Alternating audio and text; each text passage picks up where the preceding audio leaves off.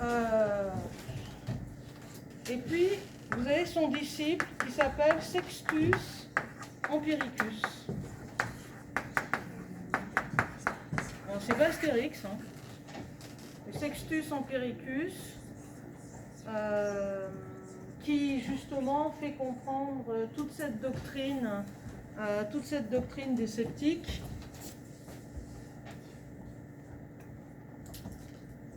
Alors, les sceptiques, le scepticisme, c'est aussi une philosophie du doute.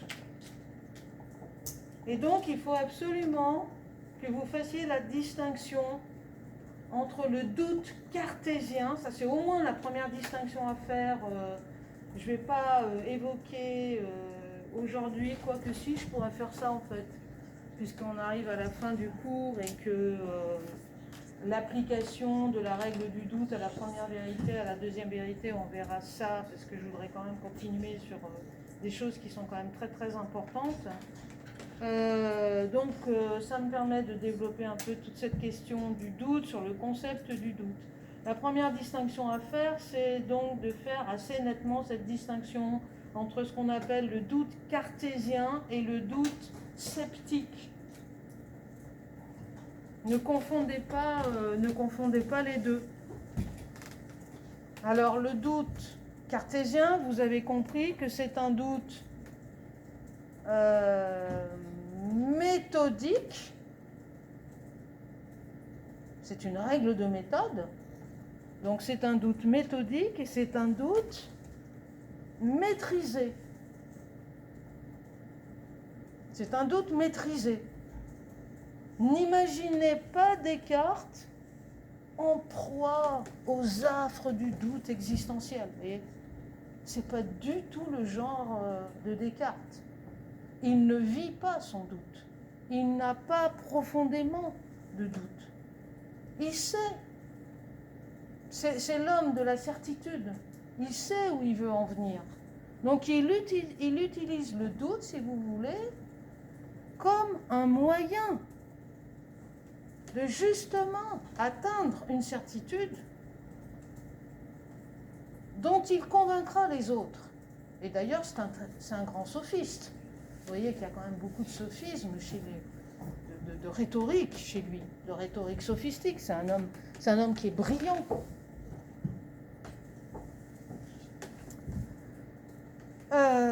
Le doute sceptique, c'est pas du tout ça. Le doute sceptique, c'est un doute qui ne relève pas d'une méthode, même si ce doute prend place dans une sagesse. Les sceptiques sont des sages, ils recherchent le bonheur, et à partir de là, si vous voulez, ils considèrent que l'homme ne pourra jamais accéder à la vérité. Donc pour eux, si vous voulez, le doute, c'est un doute qui est profond, et c'est un doute presque métaphysique. L'homme ne peut pas atteindre la vérité, tout simplement parce que les deux moyens qu'il a d'atteindre la vérité, qui sont les sens et la raison, sont des moyens trop limités.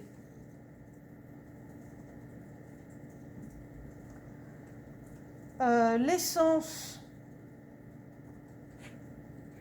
parce qu'ils ne peuvent pas saisir la réalité solide. Les sens ne nous font voir que des apparences. Par nos sens, nous ne voyons que des apparences. Et ces apparences, en plus, elles sont changeantes, elles sont évanescentes.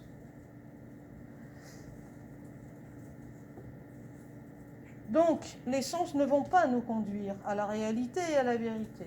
Quant à la raison, elle construit des raisonnements logiques.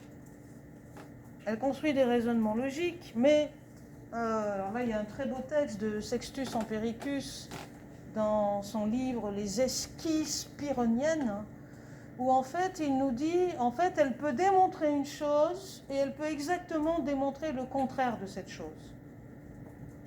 Donc en fait, si vous vous placez du point de vue démonstratif de la raison, si vous vous placez du point de vue logique, vous aurez toujours une théorie contre une autre théorie. Vous aurez un face-à-face. Et il n'y aura pas de vérité. À partir de là, les sceptiques considèrent que le sage doit s'abstenir de tout. C'est ce qu'on appelle la suspension du jugement, qu'on retrouvera d'ailleurs chez Descartes, qui parle aussi de la suspension du jugement. Donc, le sage doit s'abstenir, il doit à la fois s'abstenir de penser, donc il doit arrêter de penser, et par conséquent, cette suspension, si vous voulez, du jugement, cette suspension de la pensée va le conduire aussi à s'abstenir d'agir.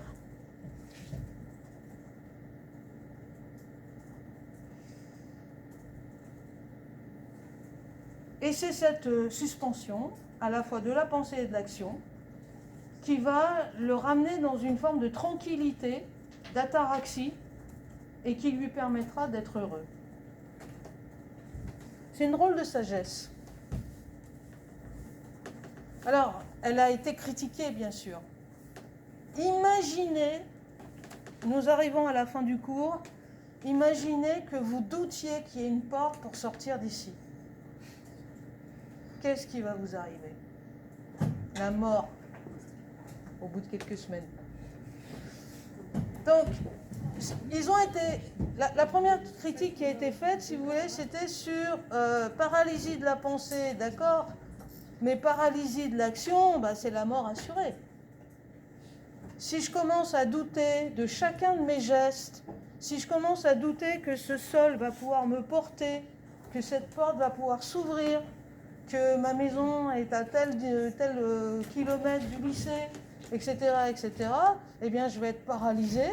Et si je suis paralysée dans l'action, je ne vais plus agir, donc je vais mourir. Et puis la deuxième critique qui a été faite à ce doute sceptique, obstacle total à la connaissance, à l'action, à la vérité, à tout. Là, vous voyez vraiment que c'est une paralysie, le doute. Chez Descartes, c'est un moteur, chez les sceptiques, c'est une paralysie. La deuxième critique qui a été faite, c'est qu'on leur a reproché de se contredire. Puisqu'en fait, ils sont en train de nous affirmer comme une vérité qu'il n'y a pas de vérité. Ils sont en train de poser l'idée qu'il faudrait douter de tout. Mais en nous disant il faut douter de tout, ils ne doutent pas qu'il faut douter de tout. Donc il y a une contradiction dans les termes, évidemment, de cette pensée sceptique. La dernière, alors il y a un troisième doute.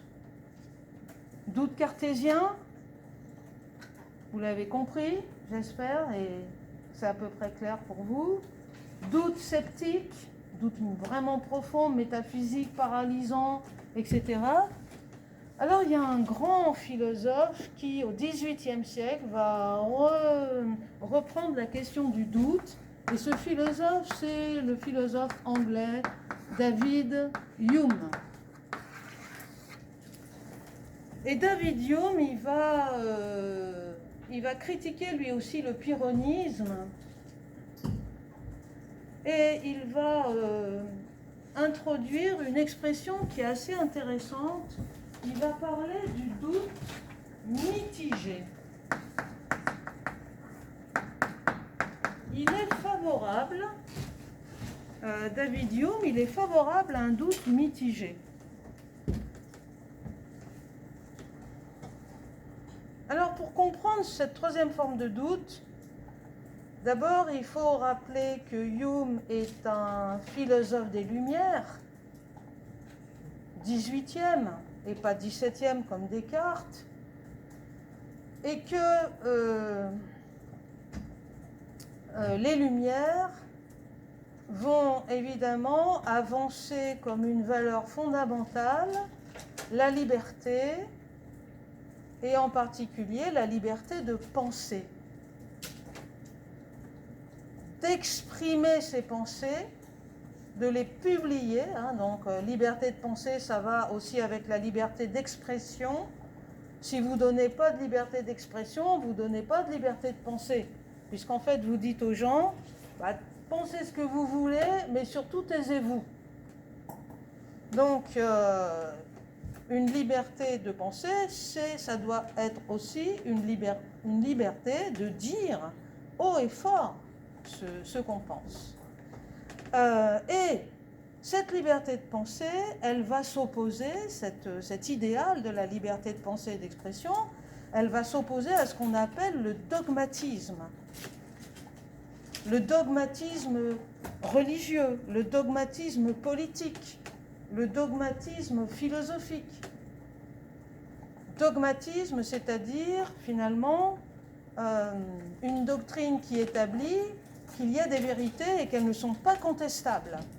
Hein, c'est ça un dogme. Un dogme, c'est une vérité qu'on n'a pas le droit de contester. Et comme on n'a pas le droit de contester, il n'est donc pas nécessaire de la démontrer. Alors, je vous démontrerai à un autre moment que c'est l'histoire quand même un peu du serpent qui se mord la queue. Cette histoire de dogme qu'on ne démontre pas et qu'on ne conteste pas, l'un entraînant l'autre. Du coup, alors, excusez-moi, c'est un philosophe des Lumières, il est là-dedans. Et il veut préserver et réfléchir sur les moyens de préserver la liberté de pensée et d'expression. Et ensuite, c'est un empiriste. C'est un empiriste, c'est-à-dire quelqu'un qui n'est pas un rationaliste, et quelqu'un, excusez-moi, je vais un peu vite parce qu'on a dépassé l'heure, quelqu'un qui considère finalement que la base de la connaissance, c'est l'observation et l'expérience. Il a beaucoup d'ailleurs travaillé sur le concept d'expérience, on y reviendra. Par conséquent, pour Hume, toute vérité doit pouvoir être soumise à l'exercice du doute. Toute vérité, quelle qu'elle soit, religieuse, philosophique, politique, morale, doit pouvoir être soumise à l'exercice du doute. D'abord, en raison de ses positions empiristes, qui fait que une vérité, elle est validée par l'expérience, mais elle peut être invalidée par l'expérience, mais surtout pour des raisons morales.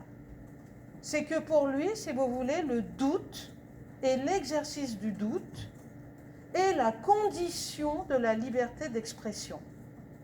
C'est la condition de la liberté d'expression. Et là, vous avez un philosophe qui fait sortir le doute du champ de la connaissance, qui fait sortir le doute du champ théorique et épistémique et épistémologique, et qui fait rentrer le doute dans le champ moral et politique. Pouvoir contester une vérité